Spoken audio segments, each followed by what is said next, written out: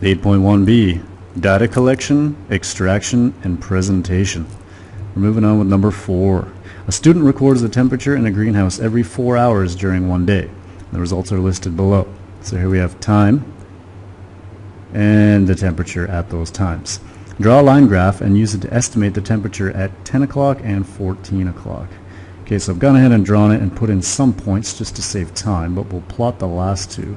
So at 20 o'clock, that'd be 8 p.m., the temperature was 12 degrees Celsius. So at 20, it is 12 degrees Celsius. So put a dot right there. At 24, which would be midnight, it is 8 degrees Celsius. 24, it is 8 degrees Celsius. Okay, so this is a line graph. What we will do is, if we had more points, we could plot more points and probably follow this. It probably makes a nice curve that goes something like this and maxes out here. But we don't know what happens in between, so we will join them with straight lines.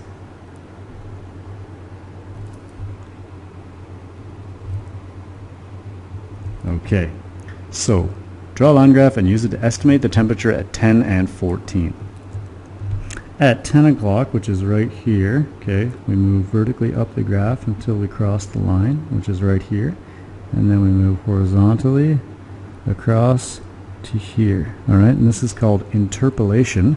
We're getting a point from within the graph, and it looks to be, this would be 14, it's roughly 15 degrees. So at 10 o'clock, we're looking at 15 degrees Celsius.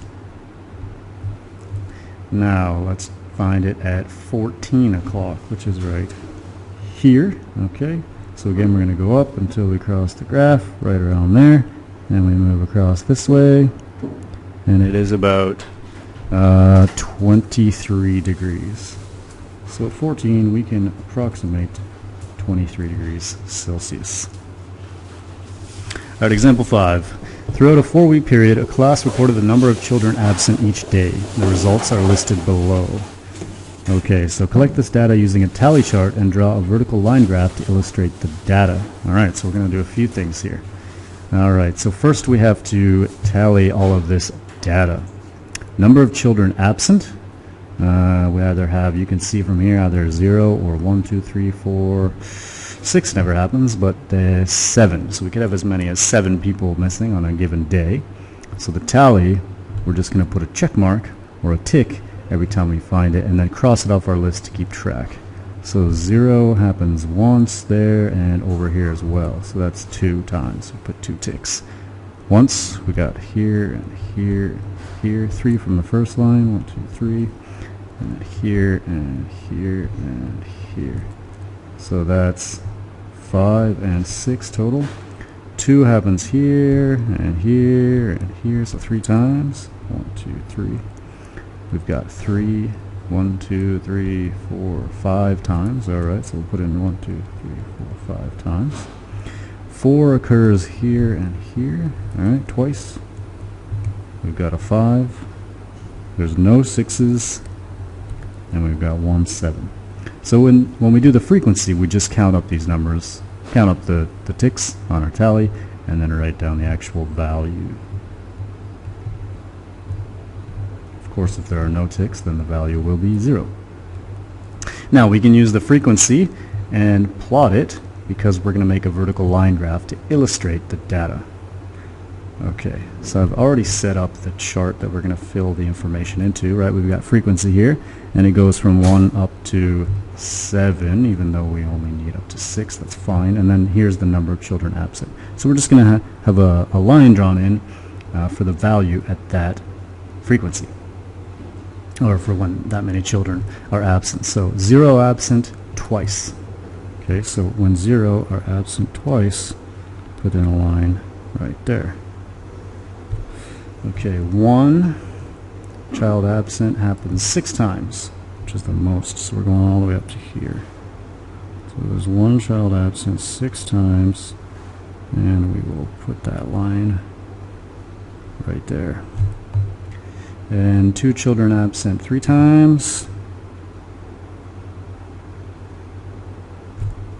3 children absent 5 times, so 3, we're going up to 5. Okay, hopefully this red comes through on the monitor you view this on. 4 occurs 2 times, 5 occurs once. There are none for 6, so we don't put anything. And then 7 occurs once. Okay, so there we have a vertical line graph which shows all of that data that's been crossed out. We made a tally chart and then we fit it onto this. So we can visually see pretty quickly what's going on. Somebody said, hey, what's the most frequent amount of children that are absent? Well, we could quickly say that's 1, right? Here it's the highest number. What's the lowest? Would be 6. They don't usually have 6 kids missing. Example 6. These pie charts show some information about the ages of people in Greece and in Ireland. There are about 10 million people in Greece and there are approximately 3.5 million people in Ireland. Okay, so we've got some information represented here in some pie charts. Now we're going to answer some questions with reference to these pie charts. A, roughly what percentage of people in Greece are aged 40 to 59? Okay, roughly what percentage? So we look at this, we're talking about Greece and 40 to 59, so that's this piece of pie right here. Okay, this piece of pie right here.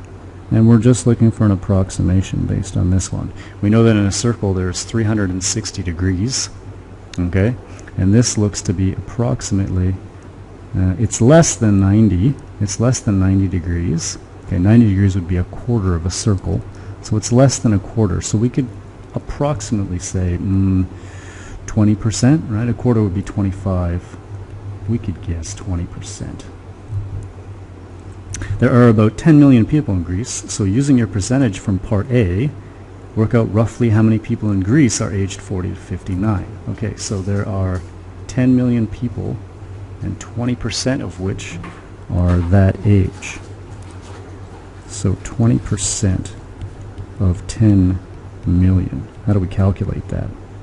Okay, well, what we do is 20% is also equal to 0.2, or we could say 20 over 100, right, which is what makes it 20%.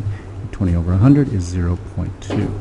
So if we take the overall population, which is 10 million, and multiply that by 0.2, the percentage represented by the 40 to 59-year-olds, we will get 2 million people.